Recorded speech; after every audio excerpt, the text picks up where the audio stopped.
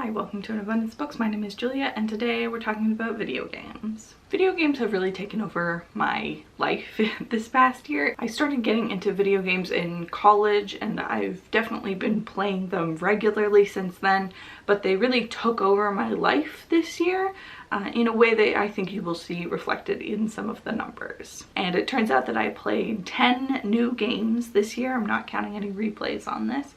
So that's perfect for a top 10 list.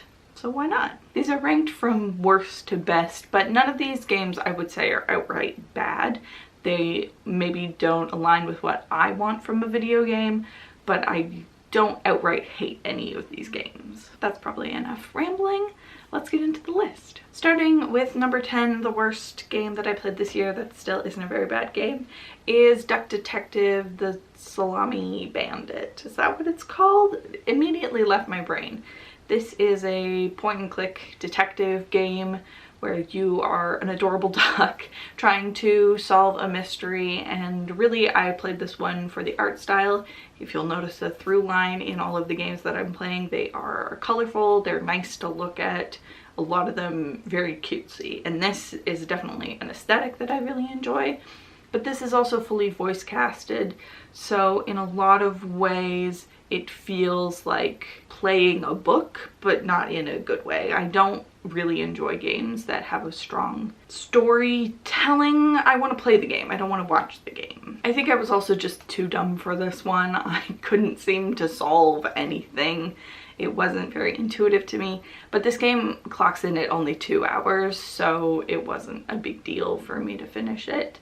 And I did really enjoy looking at it, and all of the voice acting was really good. Just didn't align with what I wanted. And then number 9, we have Cat Cafe Manager. This is the most recent game that I played. I played it pretty much through all of November. About 15 hours is what I needed to do the story portion of this. But this game goes forever. Your cafe and you make it pretty and you adopt cats and you keep all of your customers happy. I think, again, the art style on this one is something that I really enjoy, but actually playing it wasn't very intuitive. I always felt like I was a step behind and I could never get what I wanted. The goalposts were just always moving a little bit too much for me, that it felt more stressful than fun and cutesy. Another one that also has a lot of dialogue. There are characters that you meet throughout this game that all have their own backstories, and I didn't care. I skipped through all of that dialogue every single time, and somehow after you finish the story portion of the game, it gets worse and more character driven. Not intuitive to me, so I might go back to this one a little bit in the future, just clean up some of the things I want, get some of the furniture that's insanely expensive, but for the most part I think I'm done with this one. At number 8, we have Cult of the Lamb.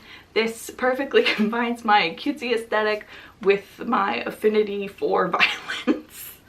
This is a roguelike base builder and I did really enjoy it. I think that the combat was interesting and the zones were fun to do, but I quit with this game once I realized that my villagers would die of old age very quickly. So it wasn't like while you were out exploring you could sort of pause your base. No, like everything you do in this game is on the clock, and that is not a play style that I enjoy. I really want to take my time with this, especially when like you're building relationships with these villagers, you're trying to indoctrinate them into your cult. It just didn't mesh for me as well, but I really like this game. I would really recommend this game if you're interested in it. It just couldn't be something that I would play for more than the 13 hours that I already put into it. In the number 7 spot, we have Paper Mario and the Thousand Year Door. This is a remake of an older game, and I know it's sort of held as a classic in the Paper Mario genre. Let's not get crazy. But I really enjoyed this one. I think, again, another one that's very dialogue heavy, but it's very fun. It has a very clear point of view that I really enjoyed.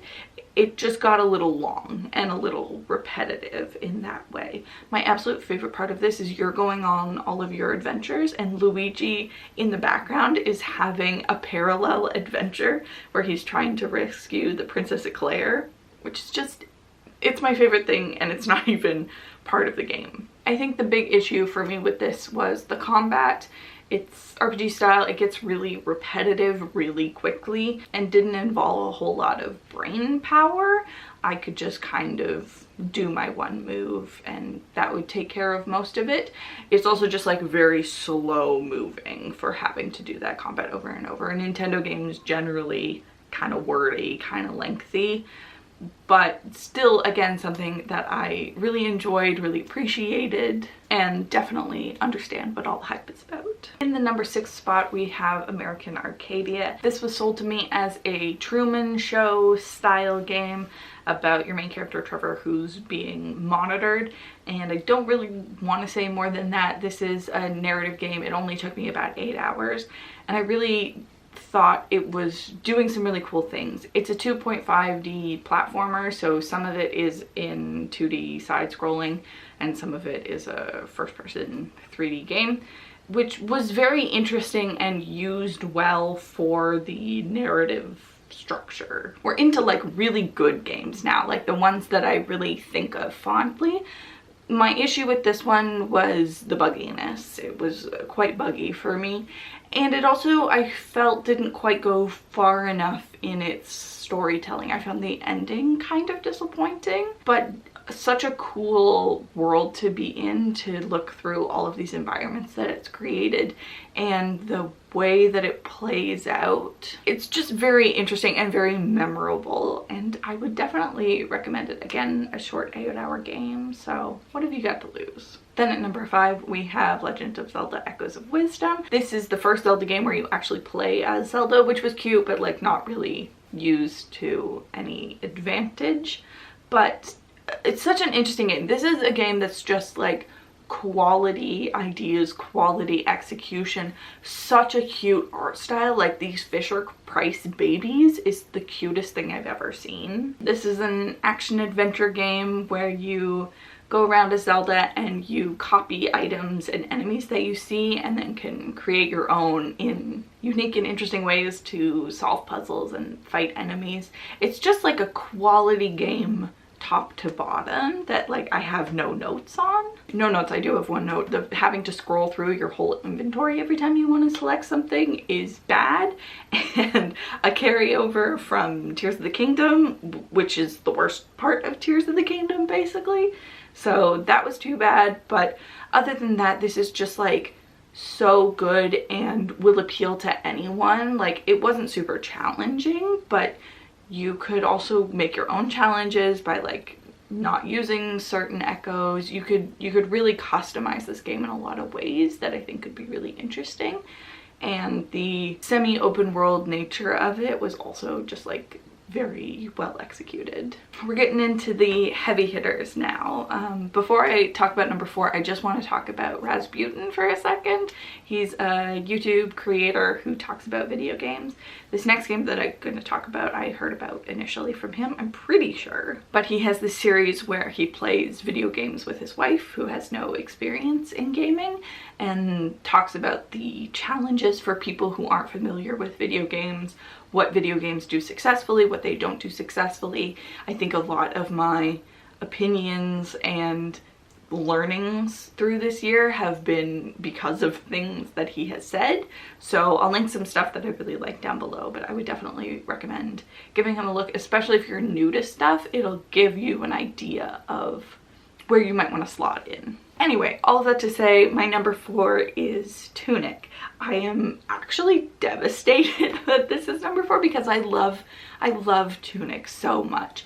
It's something where I think about it and I can hear the soundtrack and I can feel the feelings that I had while I was exploring this. It's a roguelike action adventure game and it does get hard, but the style of it is just so beautiful, and the way that it helps you feel smart. The gimmick with this game is there are no instructions. You just kind of go and you discover pieces of the manual as you go along. It's the kind of game that you can only really experience once, because once you know the secret of how to activate this or how to get to this location, it's kind of lost for you. But on a second playthrough, you can blow through all of these things that you thought were so difficult before. I haven't done a second playthrough of it though, but in preparing for this video and thinking about it, I really want to go back and experience it again. I finished the game in about 20 hours, and that gives you the bad ending, which is unfortunate because in order to get the good ending, there's a whole secret undergame of the most complex, convoluted puzzles you've ever heard of. I watched a couple videos talking about like some of the secrets that are in there, and like there's no way a rational human with a 9-to-5 could ever solve that. So I'm very happy for people who do, but I also feel like I didn't get to experience the whole game, and that is kind of disappointing to me. But also kind of a game where I have no notes, and that just kind of shows you how strong our top 3 are going to be. Just to warn you, there are 2 games in my top 3 that I have spent over 100 hours on each. That's why my reading hasn't been quite so successful, why you haven't seen me as much this year. Alright, in our number 3 spot we have our Game of the Year nominee, Balatro.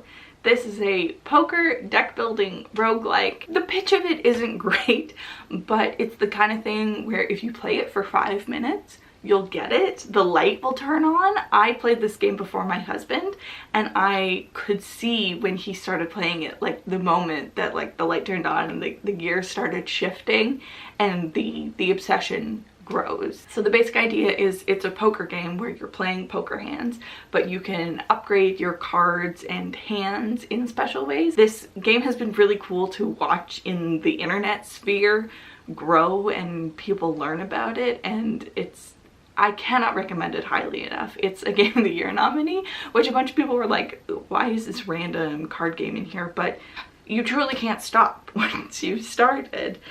Sorry to say this is also available on mobile, so you have no excuses to not play it. Sorry for your productivity, but Balatro is worth it. My number 2 game of 2024 is Chants of Sennaar. This is a language puzzle game where you go through different areas and have no knowledge of the language that people are speaking. They're just these random symbols. And you come to learn what they mean, what they represent, and how all of the languages relate to each other. It's so fascinating. There's little puzzles besides the language stuff, but it does such a great job of communicating the cultures of these different areas through their language. Some of them are science-based or religion-based cultures. The art style in this is incredible. Traveling through this is so much fun, and the thing that bumped this up to number 2 of the year was the ending on this. It pulled off a reveal that I can't believe I didn't see coming, but was also one of the most touching things I've ever seen. It like made me well up, and that doesn't happen a lot, especially in a game where there's no talking. Well, I mean, like, there's lots of talking. You know what I mean. It was just such a unique experience, and it does a really good job of making you feel smart. I have a couple of little qualms with it that we could kind of clean up, but for the experience that I got, like, I wouldn't change that. A perfect length to 20 hours to do the whole story. This is one of the first games I played this year, and I have been craving something like it. I think that's why I played so many video games, because I wanted to replicate the feeling that I got from Chants of Sennaar. And now we've made it to my number 1 game of 2024. Something I could not have anticipated loving as much as I did. I started playing this game because my best friend came to me and said, I'm gonna try it. And I was like, if she can do it, I can do it. At least to, you know, bond with her, see what she's talking about. This is also a game that my husband loved when it came out, played it a ton. So I was like, you know, I'll check it out. I'll do the first little area and see how I feel. And I've now put over 100 hours into it. I've bought the game twice. I've bought the DLC. I cannot be stopped. The game is Elden Ring. No one is more shocked than me that I loved this. It's a Dark Souls. Like, it's the game of all games, the hardest game ever. This came out in 2022 and it won every award ever. and it deserves it. It is a stupid game though. Like, it is unbelievably frustrating and obtuse. Things don't make any sense. It's so hard. You have to know so many specifics going into it. I truly could not have finished this without my husband guiding me into like how to do a build. That's a big critique of the game generally, is you kind of need a guide with it. So if you have a friend who knows things, I would recommend pairing up with someone. But I played this game thinking I'm gonna try to beat the first boss, Margit, and you know, then I'll know what this whole deal is and I can leave. And then I beat the first boss, and the high that you get from accomplishing what seems like an absolutely impossible task the first time you meet them to getting good, it's truly drugs. Like, you are high on the adrenaline of being able to do this. And so like, I didn't even think about it. I defeat Margit and I immediately just kept playing the game. Like, it didn't even occur to my brain that I would stop doing this, because I'm a god. Like, I'm invincible. If I can do that, I can do anything, and it does such a good job. This is one where not a cutesy art style, but such a beautiful, immersive world to be involved in. The environmental storytelling that they do here is incredible, and the way that they set up these landscapes to show you these vistas is unparalleled for sure. It's a huge game. It's a hard game, but I also feel like I want to recommend it to everybody because I didn't think it would be something that I enjoyed. I don't enjoy the pressure of it, the fear that I had playing this thing, that around every corner was near certain death, and I still managed to do it. And now I'm playing it through for my second and a half time. I did a half, but now I'm doing another full run with my husband in co-op, and that has been so much fun to explore these areas together, and also just like wreck house. Like, we just destroy everything in our path. It's been so much fun. I love it, but it's also the worst game ever. I could truly talk about it forever. I'm currently playing it. It's over 100 hours. It's probably closer to 150. Oops. But it does such a good job at evoking the feeling that it's going for that I think it's really powerful, and so successful at doing that with the bunch of other bullshit on the side. Not a perfect game by any means. I have so many notes on it, but I can't stop playing it. I've said this before about books too, is you know that you love something when you can see clear flaws in it and you're like, I don't care. I still love it, and Elden Ring is my favorite game that I've played this year. That is all for my top 10 games of 2024. Let me know if you played any of these, what you thought of them, if I'm way off base, and any suggestions too. If you have felt that high of playing a video game, I want to know about it. I want to experience it. I think that's all for me. Thank you so much for joining me, and I will see you soon with my top 10 books of 2024.